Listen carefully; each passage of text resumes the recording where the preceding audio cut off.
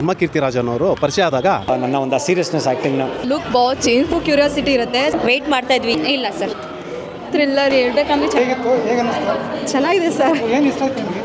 Hero acting ಚೆನ್ನಾಗಿ ಮಾಡಿದ್ದಾರೆ. ನಮ್ಮನೆಯವ್ರು ಚೆನ್ನಾಗಿ ಮಾಡಿದ್ದಾರೆ. ಮತ್ತು ಇದು ಲೇಡಿಯಾಗಿ ಮಾಡಿದಾರಲ್ವಾ, ಲೇಡಿ ಹತ್ರ ಇದು ಮಾಡಿದಾರಲ್ಲ, ಅವ್ರು ತುಂಬ ಚೆನ್ನಾಗಿ ಮಾಡಿದ್ದಾರೆ.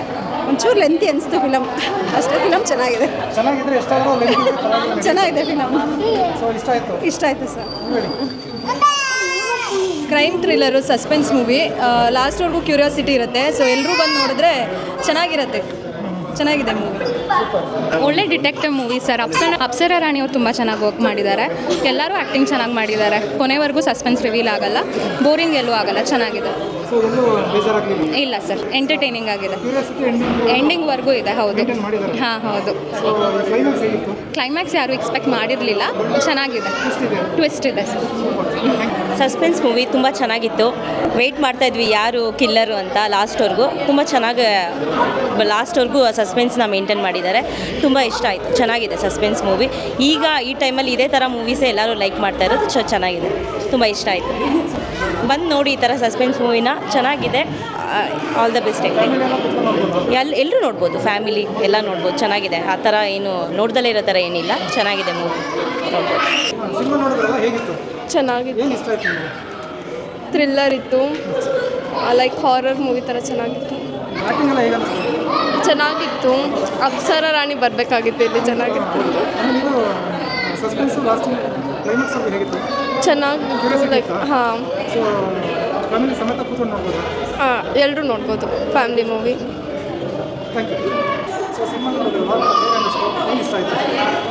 It was amazing actually. ಹೇಳ್ಬೇಕಂದ್ರೆ ಚೆನ್ನಾಗಿತ್ತು. ಸಸ್ಪೆನ್ಸ್ ಇತ್ತು. It was thrilling. It was amazing. ಚೆನ್ನಾಗಿತ್ತು.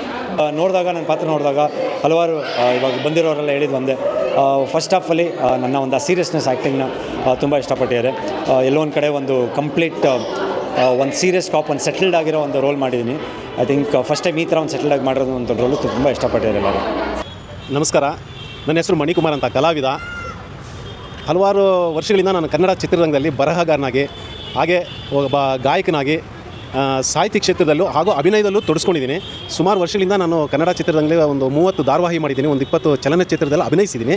ಮೊದಲನೇ ಬಾರಿ ನನಗೆ ತೆಲುಗು ಸಿನಿಮಾ ಅಂದರೆ ಬ್ಲಡ್ ರೋಸಸ್ ಮೂವಿನಲ್ಲಿ ಒಂದು ಅವಕಾಶ ಸಿಕ್ತು.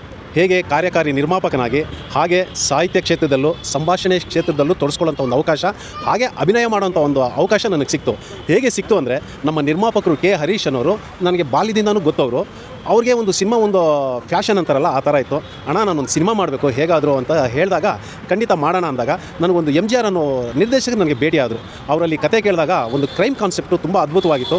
ಈ ಸಿನಿಮಾನೇ ಮಾಡೋಣ ಅಂತೇಳ್ಬಿಟ್ಟು ಹಾಗೆ ಮಾತಾಡ್ತಾ ನಮ್ಮ ನಾಯಕರು ನಮಗೆ ಪರಿಚಯ, ಧರ್ಮ ಕೀರ್ತಿರಾಜನ್ ಅವರು ಪರಿಚಯ ಆದಾಗ, ಇಂಥ ಹೀರೋನೇ ನಮ್ಮ ಕಾನ್ಸೆಪ್ಟ್ಗೆ ಬೇಕಾಗಿತ್ತು. ಅವ್ರು ನೋಡಿದ ತಕ್ಷಣ ನಾವು ಇವ್ರನ್ನೇ ಹಾಕೊಳ್ಳೋಣ ಅಂತ ತೀರ್ಮಾನ ಮಾಡಿಕೊಂಡು ಹಾಗೆ ಮಾತುಕತೆಯಲ್ಲಿ ತೆಲುಗು ಸಿನಿಮಾ ಮಾಡೋಣ ಅಂತ ಒಂದು ಆಸೆ ಹುಟ್ಟಿತು. ಆಗ ನಾವು ಹೈದ್ರಾಬಾದ್ಗೆ ಹೋಗಿ ತೆಲುಗು ಸಿನಿಮಾನೇ ಪ್ರಾರಂಭ ಮಾಡಿ ನಮ್ಮ ಧರ್ಮ ಕೀರ್ತಿರಾಜವನ್ನು ಮೊದಲನೇ ಬಾರಿಗೆ ನಾವು ತೆಲುಗು ಚಿತ್ರರಂಗಕ್ಕೆ ಬರ್ಮಾಡ್ಕೊಂಡಿದ್ದೀವಿ. ಅದು ನಾವು ಹೆಮ್ಮೆಯಿಂದ ಹೇಳುವಂಥ ವಿಷಯ. ಹಾಗೆ ಹೇಳ್ಬೇಕಂದ್ರೆ, ನಿರ್ಮಾಪಕರದು ಇದು ಮೊದಲನೇ ಸಿನಿಮಾ. ನಮ್ಮ ಧರ್ಮ ಕೀರ್ತಿರಾಜ್ ಅವರು ಕನ್ನಡದಲ್ಲಿ ಮಾಡಿದ್ದಾರೆ, ತೆಲುಗುನಲ್ಲಿ ಇದು ಮೊದಲನೇ ಸಿನಿಮಾ. ಹಾಗೆ ನಿರ್ದೇಶಕರದು ಇದು ಮೊದಲನೇ ಸಿನಿಮಾ. ಈ ಮಣಿಕುಮಾರ್ ಇದ್ದಾರಲ್ಲ, ಕನ್ನಡದ ಕಲಾವಿದ, ಇವ್ರದ್ದು ತೆಲುಗುನಲ್ಲಿ ಮೊದಲನೇ ಸಿನಿಮಾ. ಈ ಮೊದಲನೇ ಸಿನಿಮಾ ಒಳ್ಳೆಯ ಸಿನಿಮಾ ಆಗಲಿ ಅಂತ ನಾನು ಆ ಭಗವಂತನಲ್ಲಿ ನಾನು ಕೇಳ್ಕೊತಾ ಇದ್ದೀನಿ. ಕತೆ, ಚಿತ್ರಕತೆ ಎಲ್ಲನೂ ತುಂಬ ಅದ್ಭುತವಾಗಿ ಬಂದಿದೆ. ನಾನು ಹೇಳೋದಕ್ಕಿಂತ ಜನ ಹೇಳ್ತಾ ಇದ್ದರೆ ನನಗೂ ಖುಷಿ ಅನಿಸುತ್ತೆ. ಈ ಪತ್ರಕರ್ತರಾಗಿರ್ಬೋದು, ನೀವು ಮೀಡಿಯಾದವರು, ಪ್ರತಿಯೊಬ್ಬರು ನಮಗೆ ಬೆನ್ನೆಲುಬಾಗಿ ನಿಂತು ನಮಗೆ ಪ್ರೋತ್ಸಾಹ ಕೊಟ್ಟಿದ್ದೀರಾ. ನಿಜವಾಗ್ಲೂ ಮೊದಲು ನಿಮಗೆ ಧನ್ಯವಾದ ಹೇಳಬೇಕು.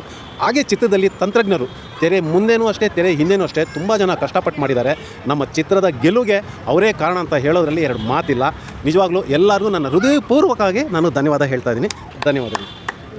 बहुत अच्छा, मेरा शूट बहुत अच्छा था. मैंने बहुत इन्जॉय किया शूट पे.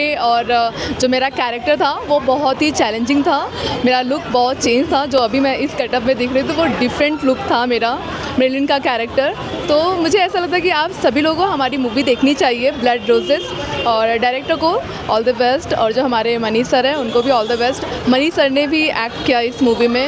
उनका भी कैरेक्टर बहुत अच्छा था. उन्होंने बहुत अच्छा काम किया है. मनीष सर ने बहुत ज़्यादा सपोर्ट भी किया हमें कहीं ना कहीं, क्योंकि मैं बैंगलोर अभी आई हूँ इस मूवी के लिए, ब्लड रोजेस मूवी देखने के लिए. तो मैंने बहुत इन्जॉय किया मूवी. और तो आप सभी लोग इन्जॉय कीजिएगा. और थैंक यू.